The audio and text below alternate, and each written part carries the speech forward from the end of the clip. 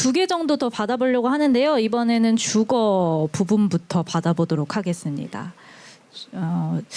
뒤쪽을 제가 너무 안 드린 것 같아가지고 저기 맨 끝에 벽에 있는 남성분께 마이크 전달 부탁드립니다.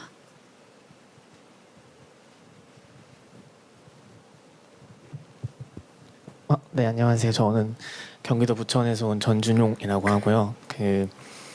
청년들의 주거 실태와 관련돼서 제안을 하나 드리고 싶은데, 저희 어머니께서 지금 저희 아버지 고향에서 같이 사시는데, 토지주택공사에서는 지금 소득 기준으로 주거급여라는 제도를 운영하고 있습니다.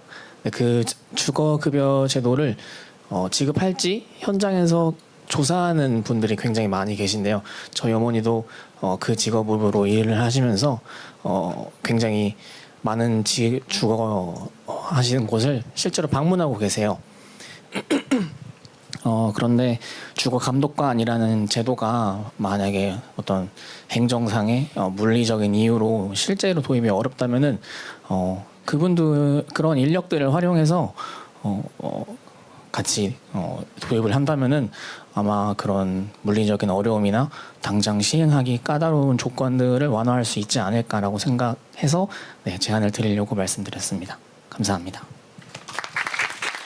네, 감사합니다.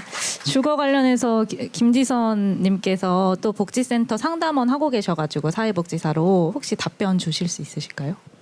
네, 너무 좋은 제안이시고요. 그래서 사실 좀 제안 드리고 싶은 게, 노동 같은 경우에는 근로감독관이 있잖아요. 근데 노동만큼 중요하고 식품만큼 중요한 주거는 주거감독관이란 제도가 없거든요. 근데 영국이라든지 이제 이런 미국에서도 심지어 어떤 주거 기준에 충족해야 그 주거 급여도 가능하고, 요건 저희가 토론이 더 많이 필요하겠지만, 사실은 주거 실태를 보고 이 집은 임대할 수 없어라는 기준을 주면 그것을 이제 개선해야 되는 의무도 있단 말이에요. 근데 그런 게 한국에선 도저히 통하지가 않는 그런 지점들이 있어서, 사실 이제 인력도 중요하고 저희 이제 사회적인 인식 자체가 주거가 되게 공공에서 책임을 지고 같이 이제 고민해야 될 문제라는 그 인식이 있어야 될 것 같아요. 근데 그게 되게 부족하고 개인이 다 감당해야 되는 그런 문제가 되니까, 사실 말씀 주신 체계도 너무 좋고 새로운 체계도 만들 수 있고, 저희가 1차에서 했던 거는 지역에 건축안전센터, 거기에 이제 공무원분들 한두 분 더 배치해서 지역 건축안전센터에서 감독하는 것들도 좀 이야기가 됐었거든요. 그래서 워낙 행정적으로는 더 아이디어가 저보다 많으신 대통령님께서 사실 의지가 있다면 가능한 제도가 아닐까라는 생각이 들기는 합니다. 긍정적인 검토를 부탁드리겠습니다. 네. 가능한 제도인지 또 지금 국토부 실장님께서 와 계십니다. 국토부 실장님께 마이크 전달 주시면 짧게 말씀 부탁드리겠습니다. 국토교통부 주택도시실장입니다. 지금 좋은 의견을 주셨고요. 지금 저희들이 주택 정책을 하면서 특히 공공 주택 정책에 있어서 가장 중요하게 보는 부분은 어쨌든 저소득층의 주거 안정이 가장 우선적으로 고려돼야 될 부분이고, 그리고 우리 주택의 어떤 공급 물량도 굉장히 중요하지만 이제는 질적 수준도 굉장히 좀 향상될 필요가 있다라고 해서 저희들이 가장 중요하게 생각하는 부분이 좋은 입지의 양질의 공공주택을 최대한 많이 공급을 해야 되는데, 아까 말씀하신 것처럼 최근에 여러 이제 주거비도 많이 올라가고 있고, 우리 청년들이 그 주거비를 부담하는 부분도 굉장히 좀 어려운 부분이 있어서, 그런 전반적인 주거 복지 정책에 대해서 계속해서 정부 차원에서는 고민을 하고 이제 개선할 노력을 하고 있습니다. 특히나 방금 말씀하신 주거 감독관이라든가 주거의 어떤 불법 건축물, 그리고 주거 입주할 때 여러 가지 겪는 그런 불편 사항에 대해서 정부 차원에서 관리하고 또 감독할 수 있는 그런 감독 체계를 만드는 부분에 대해서는 어느 정도 효과가 있을 걸로 생각되고, 그런 부분에 대해서 여러 가지 측면에서 한번 가능한지는 구체적으로 한번 검토해 보겠다는 말씀을 드리겠습니다. 그 관련해서 박유빈님께서 신혼부부시다 보니까 제가 알기로는 공공주택도 직접 많이 찾아보셨고 또 떨어졌고 또 월세 뭐 지원 사업 이런 것도 옛날에 신청하신 적이 있다고 들었는데 뭐 어려움이나 아니면은 제안하고 싶은 방향이 있으시면 의견을 좀 주시면 좋을 것 같습니다. 사실은 조금 고민스러운 거는 저도 말씀하셨지만 최저주거 기준 그리고 정말 저소득을 위한 주거 정책이 최우선 돼야 되는 건 정말 맞는 것 같습니다. 하지만 이제 우리나라 대비 뭐 OECD 국가라던가 다른 유럽 국가들은 좀 공공주택 비율이 많이 높은 것으로 알고 있는데요. 그렇게 좀 보편적인 청년들한테까지도 확대가 되었으면 하는 바람을 아까 말씀드렸던 부분이 있고요. 일단 저는 원래 살고 있던 곳이 지금 사는 자치구는 아닙니다. 조금 더 집값이 비싼 자치구에서 거주를 하고 있었어서 그 당시 제가 1인 가구로서 독립을 좀 시도했을 때 어려움들을 말씀을 드리면 저희 부모님 그 당시는 노인이 아니셨어요. 그러다 보니 제가 무주택 세대원이 아니었어서 그런 지원을 할 수 없는 부분과 1인 가구로서의 그런 소득 기준을 맞추는 데 있어서 제가 한 당시 3년차, 4년차 정도의 봉급을 받고 있었는데 그런 기준들은 뭔가 내가 독립을 하려면 내가 그렇게 돈을 잘 버는 건 아니고 그냥 사회복지사의 기본 월급을 받고 있음에도 공공주택으로의 허들이 일반 청년들에겐 되게 높구나라는 고민이 좀 되었습니다.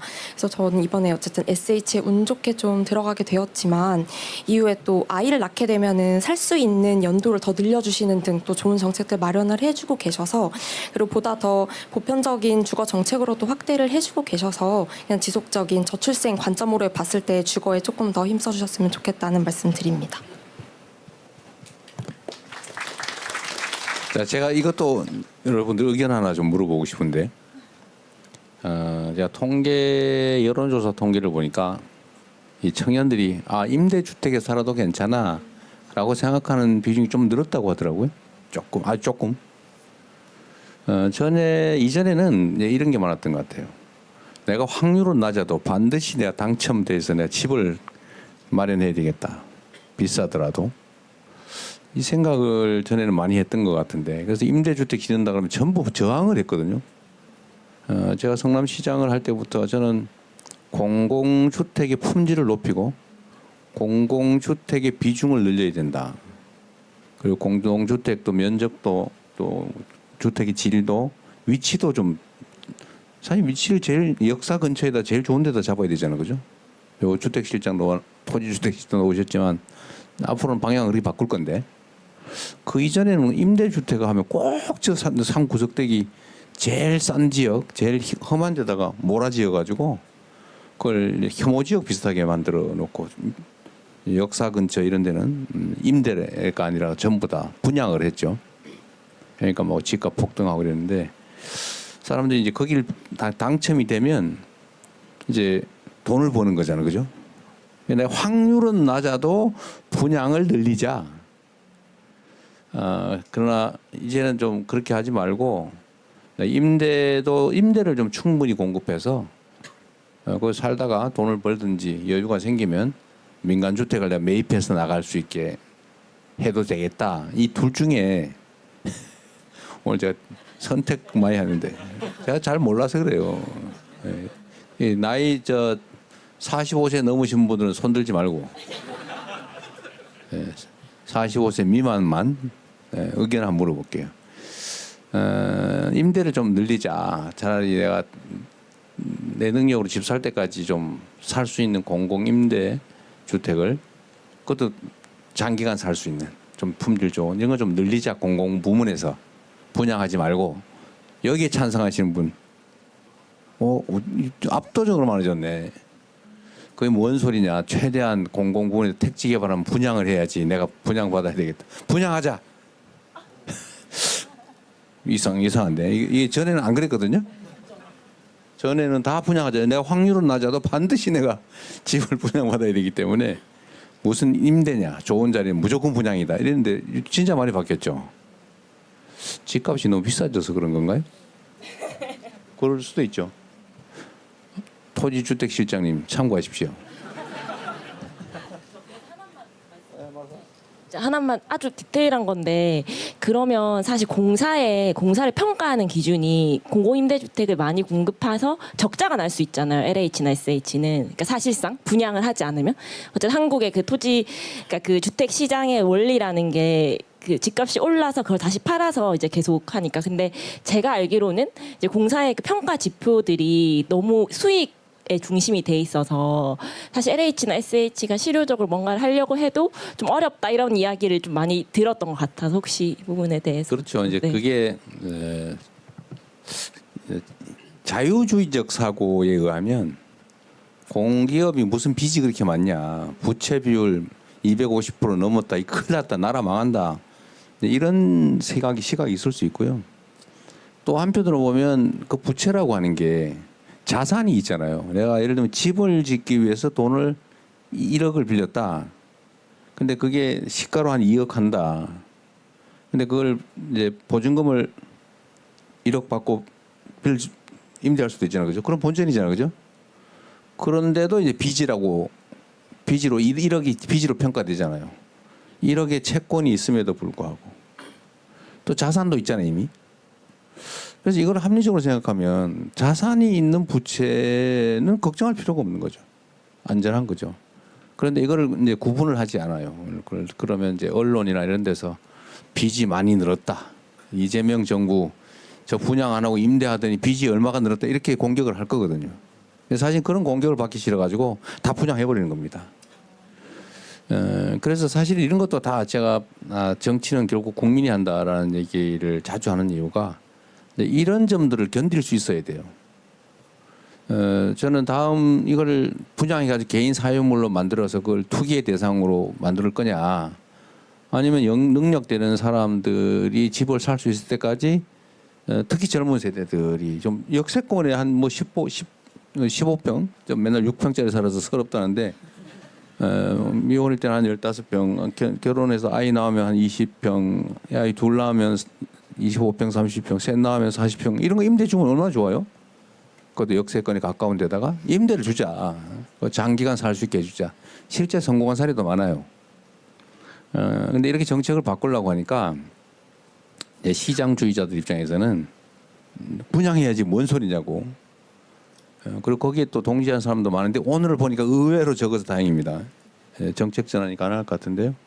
어쨌든 지금은 바꿀 때가 된 것 같아요.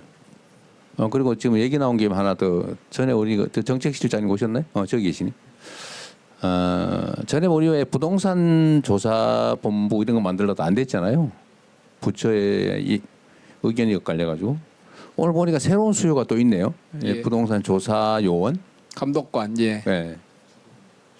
이것도 사실은 꽤 규모가 큰 인력들일 텐데 예. 세계적으로 관리하려면 다시 부동산에 관한 예. 뭐 조사도 하고 이런 거주 실태 조사, 그다음에 투기 조사, 자금 조사, 알겠습니다. 부동산 예. 질서 위반 사법 조사, 예. 정책 이런 걸 맞는 실제 대한민국이 필요할 것 같은데 네. 한번 다시 검토하기로 하죠. 지난번 것도 조금 더 거의 다 마무리가 됐습니다. 그거 할 때 이거 추가하고요. 네네. 말씀하신 그 임대 지금 오늘 말씀하시면 이제 수요가 많이 바뀐 것 같이 보이는데 네. 심층적으로 또 종합적으로 서베이해서 네, 그쪽 임대 쪽을 공급하는 방안도 그러시죠. 좀 다시 마련하겠습니다. 오늘 이게 분양하지 말고 임대하자가 많다는 건 놀랍죠. 네, 실제로 엄청나게 많이 정서가 바뀐 겁니다. 네, 네. 이전에는 임대 그거 무슨 포퓰리즘이냐, 무조건 분양, 이게 대세였어요. 네. 알겠습니다. 네, 일이 많이 늘어나셔서 감사합니다. 저희 지역공